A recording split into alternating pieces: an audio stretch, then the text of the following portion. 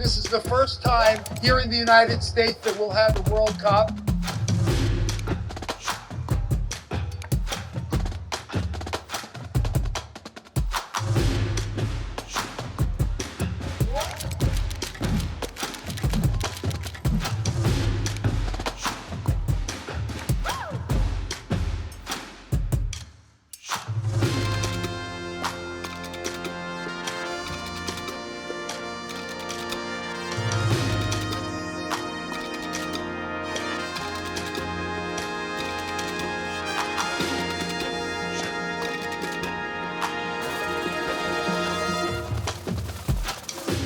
Tonight, our world-famous tower lights will shine blue and pink to celebrate the men's T20 World Cup.